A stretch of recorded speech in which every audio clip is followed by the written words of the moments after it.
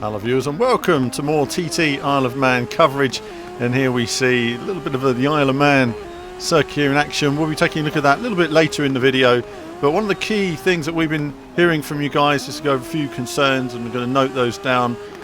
One of them obviously is people talk about the movement of the rider on the handlebars. There's been a lot of chat about the movement of the rider, and perhaps that's affected somewhat by the assists that we've been using. And of course, when we think about assists and we think about biking games, we look at the history of biking games that are out there, whether you started off with simple games like Super Hang-On or the more direct style of the PS2 version of MotoGP 99, which was excellent, came out in early 2000. The quite awful version of Hang-On that was released for the Saturn with its wavy handling. The more directional, sort of biking of Drive Club, or the more simulation style and approach visually to ride. There's been lots of different approaches to bike games, and you fall generally into two categories. One is directional and the other one is a little bit of animation in terms of slowing down that whole process of turning into a corner.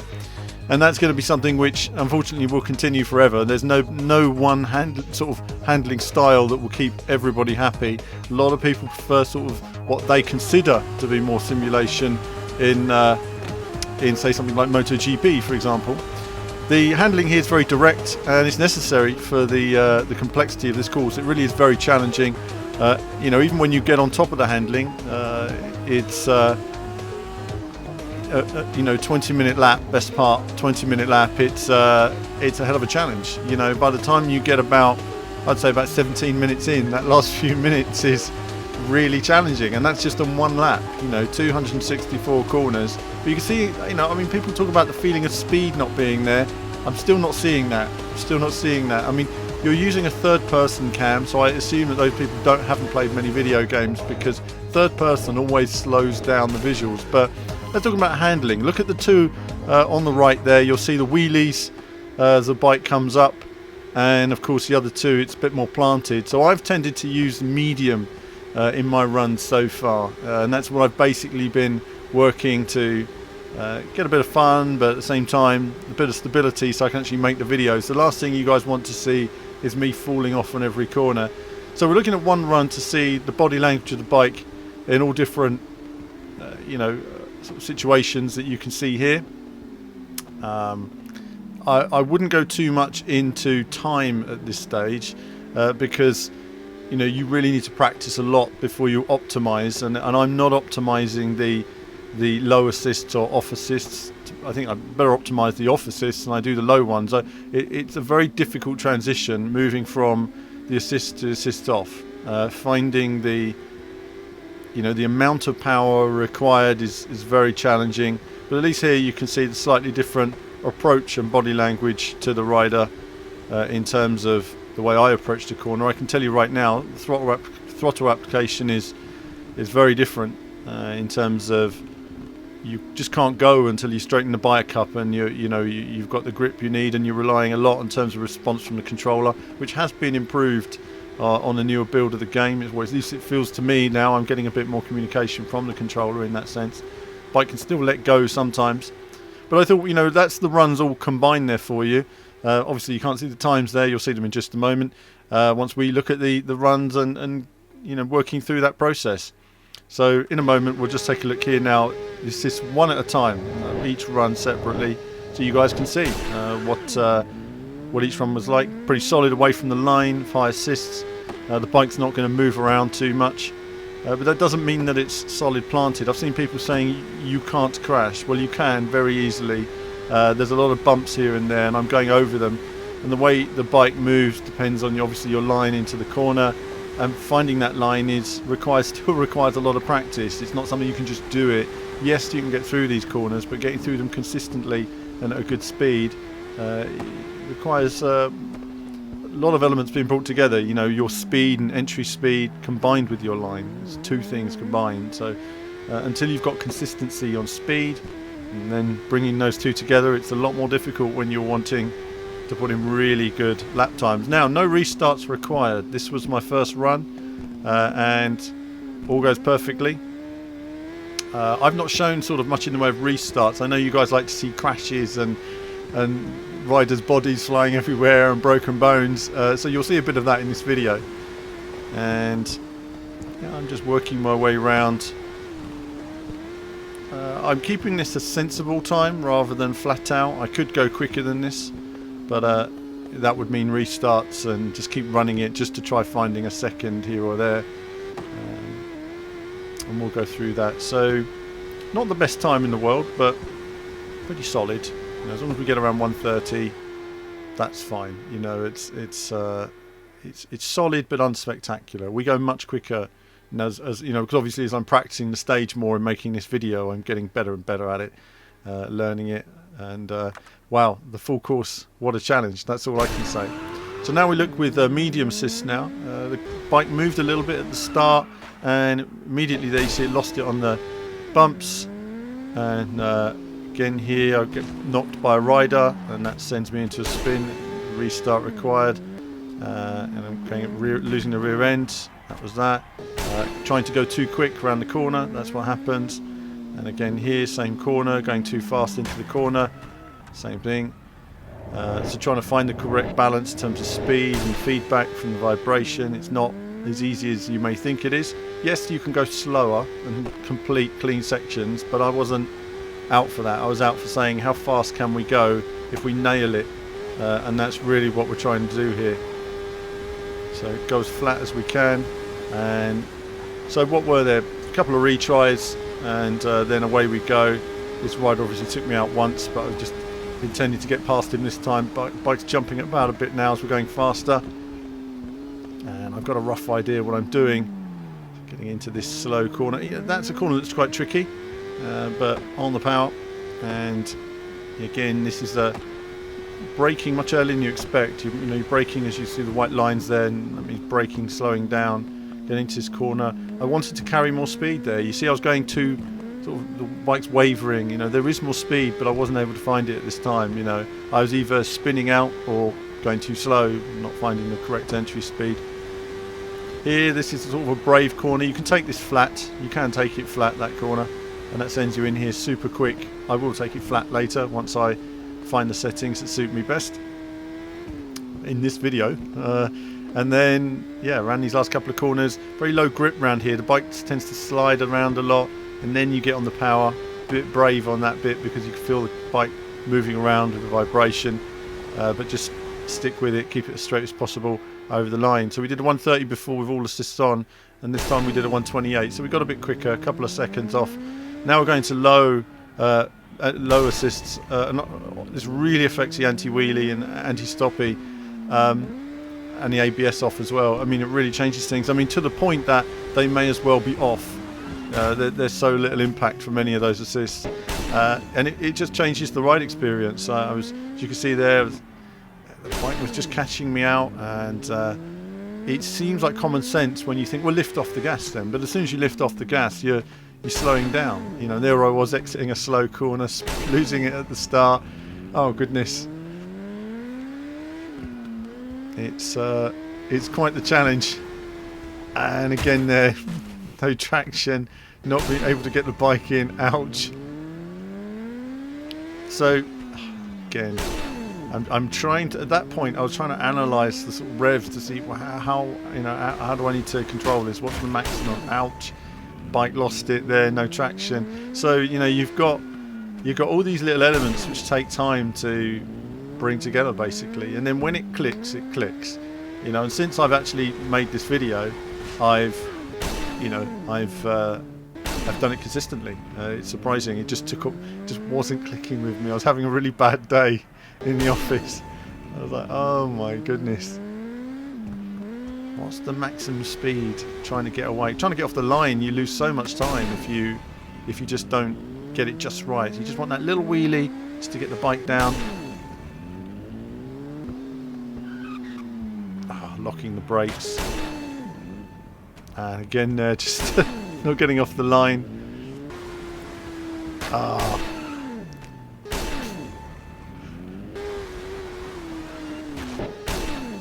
And that's just riding downhill. You can see there, you go over a bump, that's it. You know, you have to know how to hit those bumps. And you see there, I thought I had it, gave it a bit more power. Nope, didn't. Away it went. hit the curb, that's it. And it's funny, when you get past those first few corners, normally you have a perfect run. It's just the beginning of the race. But finally, after lots of trial and error, working out, right, how much do I need? You'll see the bike wheelie a little bit more than I'd like, but we got away with it. And now we're on the power and away we go. So, down the hill, trying to keep it tight again, in the inside, tight to this side as we can before throwing it in nice and early. That's it. Moving around a lot more in terms of the control. Now, a lot of you are talking about a lack of visual suspension. Certainly the bike handling in this game is stiffer. There's not as much visual wobbling under braking, so the bike is quite stable under braking. It just locks up, it doesn't animate that much, so there's not much in the way of suspension and braking. In terms of input, there's probably more detail there in terms of input than there is in terms of visual. The rider's head doesn't bob up when braking, which is a bit of a shame, because now and again it would add to the whole look. Of course, maybe the developers felt that that whole animation would be too quick. It'd be interesting to see what the animation would be like, because you know, from a developer perspective, they just want a bike that goes where you want it to go when you want it to go there, and the rider just has to hang on.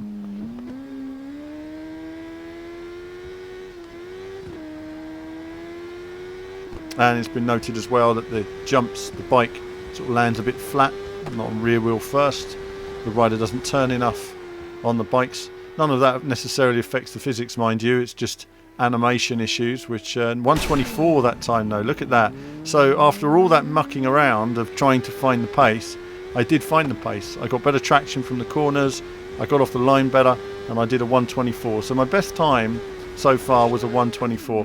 Then I changed the settings back to something else. I thought, why don't we go back to medium but keep it on a low traction control setting, because it was really the wheelies that were, you know, getting out of slow corners were the problem. And this doesn't mean this was any easier. You know, this was back to trying some things out, really sort of nailing some sections to see if we could take different lines and get more aggressive on some of these corners, get closer to the apexes.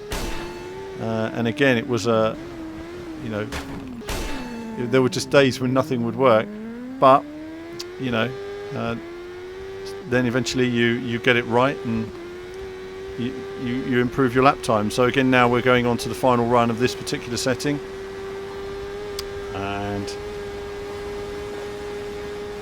I've done this first section a lot of times now, as we said, but at least I know the first section, you know, even if I don't know the rest of the track. And obviously I'm riding here from the third person cam. I know a lot of you will ride from the front cam or the handlebars cam, whatever suits. But for the process of this video, I felt that it was better to actually see the bike and what it was doing, and I will run some cams on the bike as well. So riding through these corners, getting on the power. I'm still not able to sweep the bike into those apexes the way I would like. It just sort of goes around them. I can't get the bike exactly where I want to on those apexes, so I am aware it's not as tight. There's a lot of speed to find, and I'm sure when you see the bike moving around there as well over that jump, I had to back out the power, lost a second or two just doing that. But you know, so in that sense I've not maximised this run. I could feel the bike there, it moved, I'm backing out the power, it moved too much into the corner. So I did manage to save it a little bit, compared to say the Wales track where you'll have seen I just wasn't able to save the bike at all. So 126, we're improving, but not as quick as the 124 I did before, but I knew there was more speed in that one. Let's go with assists off now. Again, we're back to the whole process of, wow, even less grip now, even less traction, even more wheelies. If you ask me, can you maintain a wheelie? It's not something I've tried at this point. I'm just trying to get through the stages, but something you guys can try out next week, no doubt. So good speed here.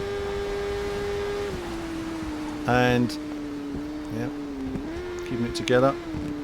And it looks like, yes, I did this one on the first go. So after all that crashing and mucking around, I was able to just turn assists off and then do it on my first go. So it happens like that, but you're using all that knowledge, because in a way assists low is almost identical to assists off. You know, you really can't. There's really no difference at all in terms of riding. I just found this was another assists low lap rather than assists off. Being progressive, let's see how much I lift here.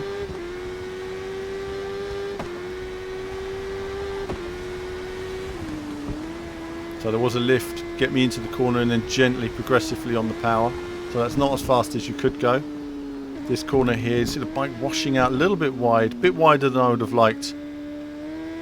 And then round into these final couple of corners. Progressively on the power. More speed to find, but obviously there's no traction control cutting in the way, slowing me down in any way. So there we are, quite relieved to get through that. 1:32, so the time wasn't that great, but there was a few lifts here and there. I go back now to this setting. I really felt convinced that this was the best one for me, and then this was it. There was no restarts. It was just straight on, and this is what I was talking about earlier. It just clicked. Assists off, and this one, and I just thought, let's go flat.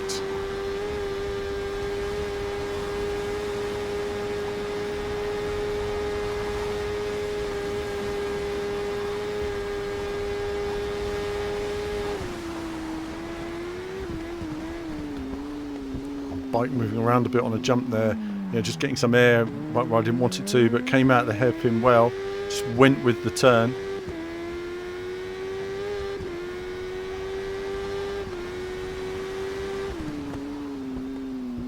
A bit tighter with my braking this time, getting a better entry line, and then just on the power nice and early.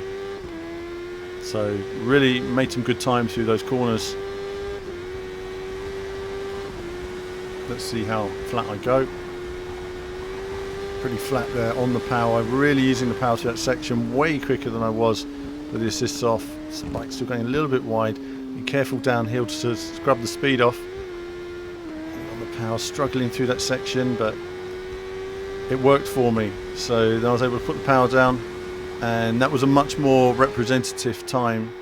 So what do we end up there with? 1:23, so much improved time from a 1:30 earlier down to 1:23.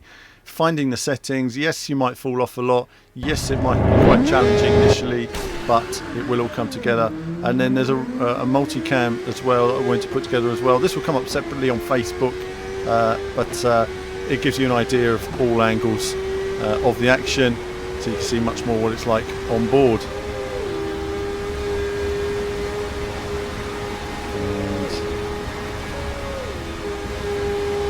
Certainly the feeling of speed there.